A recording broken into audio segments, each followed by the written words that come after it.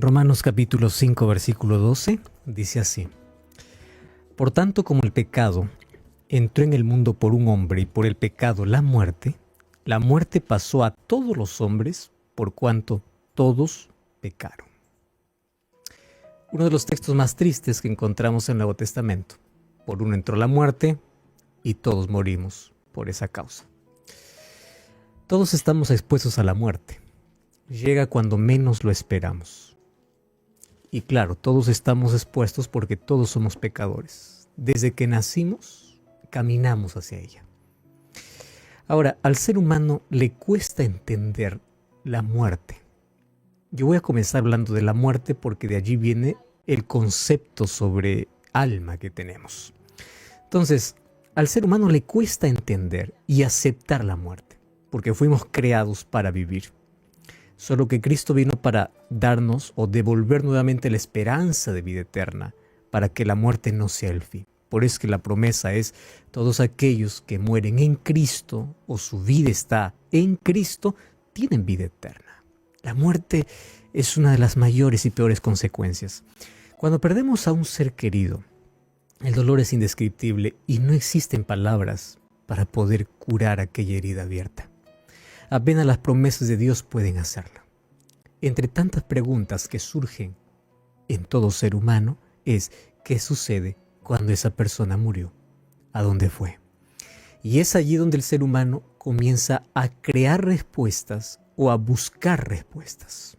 Ojo con lo que digo, crear o buscar. Y hay algunos que buscan esa respuesta en la filosofía, en la música, en la religión. Otros empiezan a crear respuestas. ¿Y en qué sentido? El propio cerebro empieza a fabricar respuestas para poder contestar a sus preguntas a través de sueños, a través de apariciones, en fin.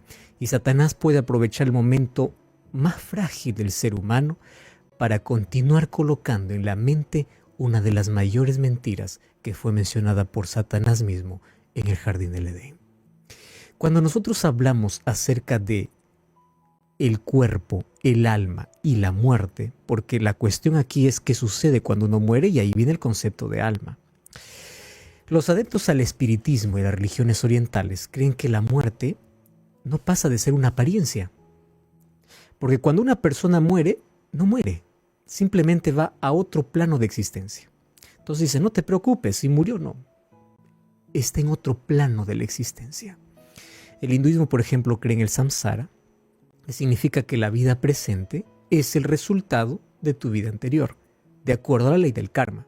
Te portas bien, entonces vas a reencarnarte en algo mejor. Te portas mal, el karma dentro del ciclo de vida, muerte, reencarnación, vida, reencarnación, tú vas a deteriorarte. En ese ciclo de vida y muerte solamente es quebrado cuando se rompe el samsara y uno queda libre ya de la ley del karma. Pero para lograr eso hay que hacer sacrificios y tantas prácticas que en otro momento podemos hablar. Los católicos piensan que, o dentro del mundo cristiano, el catolicismo piensa que cuando una persona muere, pues va al cielo y dice: bueno, me está mirando desde allá, yo estoy haciendo algo que a él le gusta porque él está contemplando. Ese es un pensamiento popular. O cuando una persona muere, va al infierno o va al purgatorio. ¿Qué cosa es purgar sus pecados? O sea, hay posibilidad de que una persona que no fue ni tan bueno ni tan malo puede quedar en un estado medio, donde de allí, a través de la misa, de las oraciones, puede pasar al cielo. No tiene ningún respaldo bíblico, apareció como una costumbre pagana que luego se cristianizó, pero bueno, esa es la creencia. Lo preocupante es que la mayoría de iglesias cristianas, cuando hablo de cristianismo, estamos hablando de todos los que usan Biblia, todos aquellos que creen en Cristo, creen lo siguiente: que los salvos van al cielo directamente cuando mueren y que los malos serán quemados eternamente cuando Jesús venga. Fíjate, acá hay una pequeña diferencia con el catolicismo. Mientras que el catolicismo dice cuando uno muere va al cielo o al infierno, muchos dentro del mundo cristiano dice: bueno, si es bueno va derecho al cielo, pero si es malo espera hasta la venida de Jesús y ahí comienza a quemarse eternamente. Hablar acerca del fuego eterno ya hemos hablado en un programa anterior aquí, ¿correcto? No vamos a tocar aquí ese asunto. Pero de acuerdo a la Biblia, los muertos están en un estado de inconsciencia hasta que Jesús vuelva y lo resucite. Ellos, dice la Biblia, nada saben, no piensan, no disfrutan, no están sufriendo, no están deleitándose. La muerte en la Biblia es considerada como un sueño. Pero allí viene el asunto. ¿De dónde viene que una persona cuando muere va al cielo si tú cuando abres una sepultura sigues viendo el cuerpo allí? Entonces ahí cuadra el asunto del alma. ¿Qué cosa va al cielo? No es el cuerpo, es el alma. Y allí ese es el tema que hoy queremos tocar. Porque si hay un tema que más es más común dentro de los púlpitos de cientos de iglesias, es el tema de la inmortalidad del alma. Y la inmortalidad del alma, lamentablemente, fue el primer sermón dado por Satanás. Fue dado en 2 palabras, allí en el jardín del Edén. Dios dijo a Adán y Eva, ustedes el día que coman de este fruto morirán. Viene el diablo, 2 palabras, no moriréis. Al decir no moriréis, está diciendo, no crean a Dios. La muerte en sí no existe. Cuando tú mueres, en verdad no mueres, tú sigues vivo. ¿Estás entendiéndome la filosofía de Satanás? Cuando tú mueres, no mueres. Tú sigues vivo, claro, pero sigues deambulando, o vas al paraíso, o vas al infierno, pero sigues vivo. Tú no mueres. El libro de Ezequiel capítulo 18 dice, el alma que pecare esa morirá. La Biblia habla de muerte, de un estado de inconsciencia, y después habla de muerte eterna. Pero aquí viene la confusión por ese término. Para poder sustentar que cuando uno muere va al cielo, o va al infierno, va al purgatorio, hay que inventarse alguna cosa, porque el cuerpo sigue en la sepultura. Entonces, ahí viene el término alma. ¿Y cuál es la creencia común? El alma es algo intangible, algo que no puedes tocar, algo que no puedes palpar, pero es algo que está y está como prisionera. Mueres y de pronto sale el alma y aparece en algún lugar o se va al cielo o continúa viviendo. Esa filosofía, no moriréis, comenzó en el Edén. Cuando nosotros vamos a la Biblia es muy clara y es muy práctica. A mí me gusta porque cuando vamos a la Biblia, libre de tantas creencias y filosofías, la Biblia es tan clara para poder explicar. Por ejemplo, la Biblia, te recuerdo que fue escrita en hebreo, griego y arameo. Permíteme volver a los idiomas originales y yo te invito para que tú lo hagas, porque tú no piensas, esto es solo para el teólogo, hay que estudiar 5 años. No, mira, ahorita hay muchas facilidades. Puedes tú ir a Google y poder o colocar la palabra interlineal. En el interlineal puedes colocar el texto que quieras. Te va a aparecer el texto en el idioma original. Y allí tú puedes hacer clic y tú puedes ver que el idioma hebreo probablemente ni siquiera entiendas, pero encima va a aparecer la traducción más cercana a esa palabra. Cuando tú pones en el interlineal o cuando vas al idioma hebreo, si es que tienes un poco de conocimiento hebreo, vas a encontrar que la palabra alma es la palabra nefesh. La palabra nefesh aparece 755 veces en el Antiguo Testamento, para que tengas idea que alma se repite muchas veces en la Biblia. Cuando vas al griego, al Nuevo Testamento, que está escrito en griego obviamente, la palabra es psiche. Y la palabra psiche pues aparece otra cantidad de veces, casi parecido al del Antiguo Testamento. O sea, la palabra lo vas a encontrar siempre, siempre en la Biblia. Mas el asunto es, cuando los escritores bíblicos, cuando los profetas escribieron alma, ¿en qué estaban pensando? ¿Estaban pensando en algo que está prisionero en el cuerpo? No.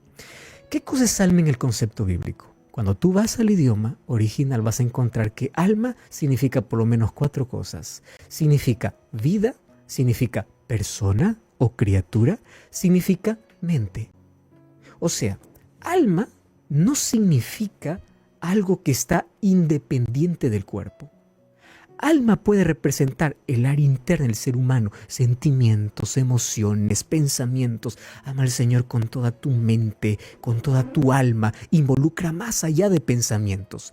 Ama a Dios con tus actividades, ama a Dios con tus emociones, con tus sentimientos. Alma también significa vida, vida. Y alma significa ser viviente. O sea, tú eres un alma, yo soy un alma. No es que es algo que está dentro, apurado por salir, y cuando muere ya se liberta y se va a otro lugar. No existe. Entonces, cuando nosotros vamos a la Biblia, tenemos que entender el pensamiento de los profetas. Tenemos que ir al idioma original para encontrar el verdadero significado de muchas palabras, ya que muchas cosas que están escritas en la Biblia pueden ser interpretadas con nuestra mente occidental, que obviamente ya está confundida por tradiciones, por creencias y sobre todo por filosofía. Déjame contarte un poquito la historia. Nuevamente te repito, ¿qué significa alma? Vida, persona, mente o criatura, el ser humano completo. Entonces, la Biblia no dice que alma es algo que sale del cuerpo o está independientemente del cuerpo. Eso no vas a encontrar en ninguna parte. Pero hay muchos que me escriben y dicen, pastor, es que la Biblia es clara, y me sacan algunos textos. Hay muchos, pero déjame tocar los más controversiales. Uno de los más controversiales está en el libro de Mateo capítulo 10, versículo 28. Es uno de los textos que más puede confundir. Y allí dice así: vosotros no temáis a los que matan el cuerpo, mas el alma no puede matar. Más bien temed a aquel que puede destruir el alma y el cuerpo en el infierno. Infierno ya descubrimos en un programa anterior que es la sepultura y también la muerte eterna. Ahora, aquí dice, no teman los que matan el cuerpo, más el alma no puede matar. Entonces allí comienza uno, de manera ligera, a leer este texto, decir, cuerpo es una cosa, alma es otra cosa. Muy bien, es que nosotros lo leemos con el pensamiento occidental. Vamos a leerlo con el pensamiento bíblico. ¿Qué cosa es alma? Vida. Entonces, cuando Jesús está hablando de alma, está hablando de la vida eterna. Entonces Jesús dice, ustedes no tengan miedo si alguien le mata el cuerpo. Cuerpo aquí representa tus actividades y tu vida aquí en esta tierra. Y alma representa la vida eterna. Hay alguien que puede quitarte la vida y la vida eterna. Teme a Dios que te puede destruir el cuerpo y la esperanza de vida eterna. Porque en el concepto bíblico, alma no es algo que está dentro del cuerpo. Alma tiene que ver con vida o con mente o con el ser humano enteramente. Entonces, cuando dice, no temes a los que matan el cuerpo, sino teme al que puede destruir el cuerpo, quiere decir, teme a Dios porque Él te puede destruir completamente. Ya no hay más esperanza, ni de vida, ni de nada. Otros toman el texto de Apocalipsis capítulo 6, 9 y 10, cuando dice, vi las almas debajo del altar que clamaban.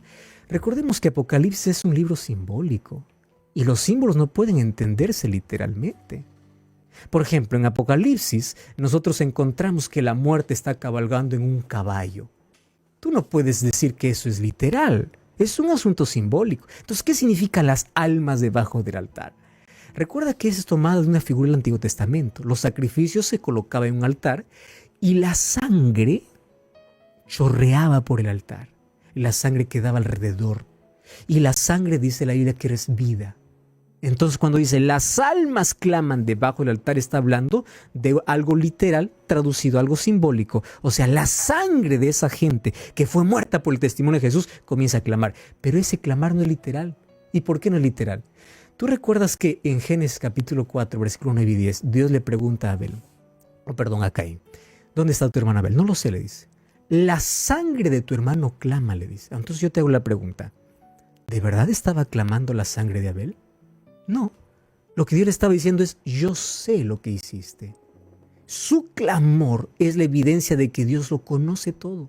Entonces cuando dice aquí las almas claman, no significa que hay cosas intangibles que salen de los cuerpos y están clamando a Dios. No, está hablando en un lenguaje simbólico de que Dios dará el justo castigo a todos aquellos que quitaron la vida de aquellos mártires. Cuando encuentra la Biblia la palabra, le salió el alma o volvió el alma, está diciendo, volvió la persona, volvió la vida o fue restaurada la mente. Por eso Pablo, 1 Tesalonicenses capítulo 5, versículo 23 dice, el mismo Dios os santifique espíritu, alma y cuerpo. Hay algunos ahí que incluso hacen las tres diferencia de tres cosas. Espíritu una cosa, alma otra cosa, cuerpo otra cosa. Lo que está hablando Pablo aquí en su contexto es que Dios os santifique cada área de vuestra vida. Físicamente, mentalmente. Ese mentalmente puede ser traducido como alma. Y espiritual, mi cuerpo, espiritualmente, físicamente, mentalmente, socialmente, todas las áreas, incluyendo sentimientos, emociones y todo el ser humano. Entonces, la idea de que existe un alma fuera del cuerpo no es bíblica. Mira, ¿sabes que eso es tan antiguo? las culturas, la cultura egipcia, por ejemplo, ellos creían que el alma continúa viva aun cuando el cuerpo puede seguir en la pirámide. Por eso las tumbas de los faraones eran grandes pirámides. El cuerpo era colocado allí, pero la creencia egipcia, ¿qué cosa era? El alma continúa. Y porque el alma continúa es que el faraón se enterraba con todo su dinero, con todas sus mujeres y todas sus posesiones. ¿Por qué? Porque ahora va a pasar a otra vida. ¿Te das cuenta? Eso no es bíblico lo que te estoy diciendo. Esto es cultura egipcia. Por eso es que hoy inclusive a muchas personas llevan al cementerio comida para que coma, le entregan, o algunos se han enterrado con cosas, porque están pensando no bíblicamente, sino paganamente. Tú sabes que los griegos a ese pensamiento le dieron un toque filosófico.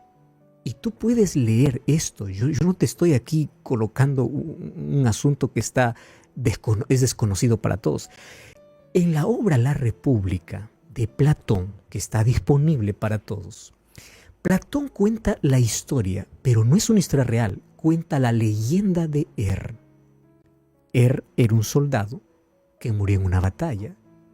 Y dice que después de 10 días, su cuerpo no se había descompuesto. Ojo, esto es una leyenda.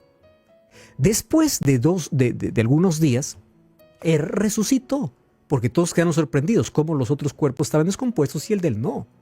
Entonces él, cuando volvió a la vida, cuenta de que él dejó su cuerpo y viajó para un lugar misterioso. Esto no era real, esto era una leyenda. Sin embargo, esta leyenda de Platón obviamente fue corroborado por sus discípulos. Sócrates, por ejemplo, concluye diciendo: el alma es inmortal y es capaz de soportar los extremos del bien y el mal. Los griegos creían en mitos. Platón decía: cuando una persona muere, el espíritu y el alma se liberta, porque el cuerpo es la prisión del alma. Y basándose en eso viene la creencia espiritista, la nueva era. Y personas diciendo: yo morí, y cuando morí yo fui al cielo, yo fui al infierno. Y cada vez aparecen más de tus testimonios, apariciones de personas que aseguran que mueren y que ven que dejaron el cuerpo.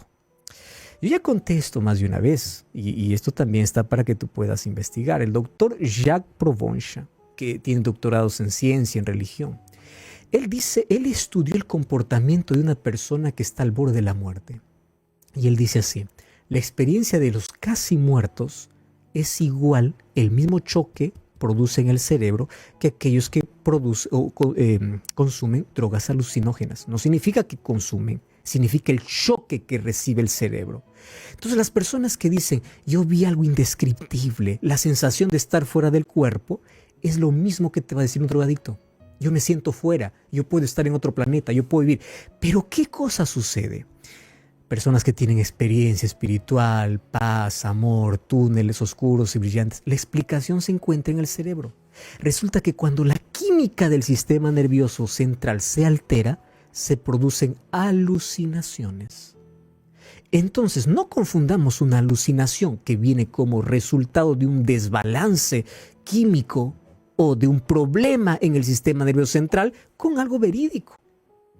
La Biblia dice en Génesis capítulo 2:7, Jehová Dios formó al hombre del polvo de la tierra, sopló en su nariz aliento de vida y fue el hombre un alma viviente. La Biblia no dice que el hombre tiene un alma. La Biblia dice que el hombre llegó a ser un alma. Y entre ser y tener hay un asunto muy distinto.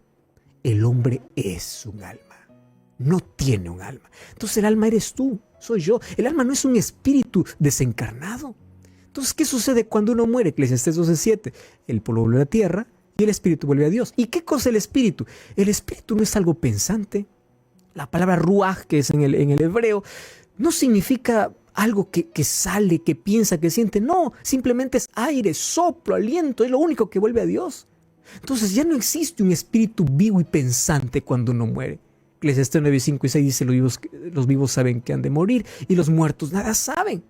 Todo es puesto en olvido. Job 7:9-10 dice que la persona que muere, como la nube se desvanece y se va, el que desciende al Seol no subirá, no volverá a su casa, nadie conocerá más. Pero ¿cómo hay personas que dicen: no, es que yo escuché la voz, yo vi, yo sentí? 1 Samuel 28 tiene la respuesta. Un día Saúl fue para tener una sesión espiritista y ahí vio al profeta Samuel que había muerto. La pregunta es, ¿era Samuel? No, Satanás que había tomado la forma de Samuel. ¿Y cómo sé que fue Satanás? 1 Crónicas 10:13 dice lo siguiente: murió Saúl a causa de su rebelión con que pecó contra Jehová, contra la palabra de Jehová, y porque consultó a un adivino y no consultó a Jehová. Entonces, si el verdadero Samuel hubiese aparecido para hablar con Saúl, Dios nunca le hubiese llamado la atención y ni siquiera le hubiese llamado rebelde, porque fue directamente una sesión espiritista. La Biblia la muerte lo llama sueño. 1 Reyes 2:10 dice, durmió David con sus padres.